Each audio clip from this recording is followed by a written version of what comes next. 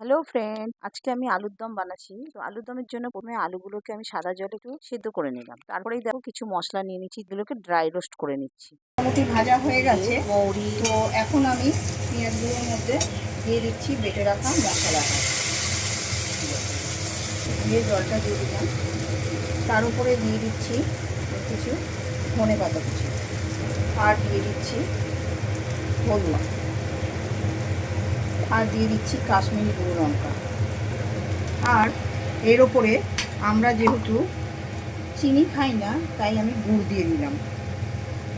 যাদের ইচ্ছা হবে চিনিও দিতে পারেন, আর যাদের ইচ্ছে হবে না গুড় দিয়েও খেতে পারেন।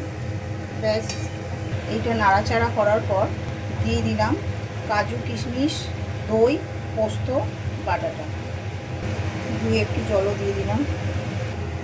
এবার এর ওপরে আমি ভেজে রাখা আলুগুলো দিয়ে দেব।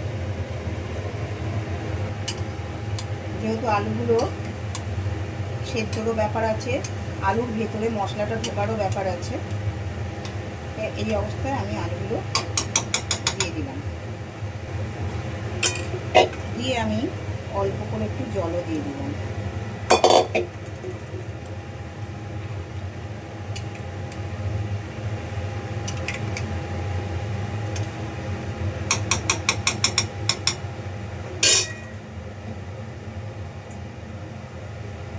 এবার গ্যাসটাকে ধিমি করে, আমি এখনও পুরোপুরি আসেনি, দিয়ে দিলাম কিছু কসুরি মেথি।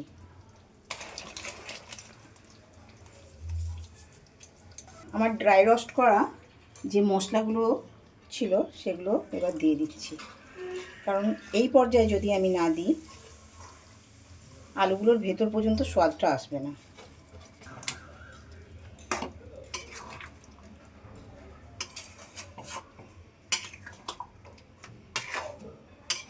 এই আলুর দমগুলো যদি ছোট আলু দিয়ে করা হয় তো খুব ভালো হতো। আমি ছোট আলু পাইনি, তাই এই আলু দিয়েই করেছি। আবার আমি ধিমি করে এবার আমার আলুর দমটা কমপ্লিট রেডি হয়ে গেছে পুরো। দেখো তেল ওপরে এসে গেছে।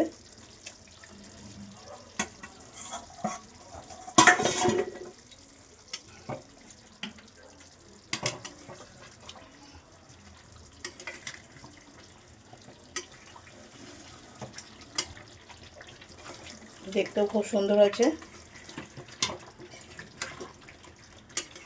আর অসাধারণ গন্ধও উঠছে।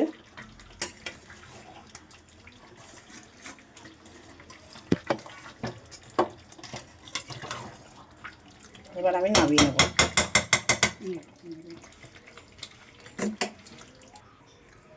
অসাধারণ স্বাদের আলুর দম রেডি হয়ে গেছে। তোমরাও বানাও, খাও, আর কমেন্ট করতে ভুলো না। আবার নেক্সট ভিডিও নিয়ে তোমাদের সামনে হাজির হব। টাটা।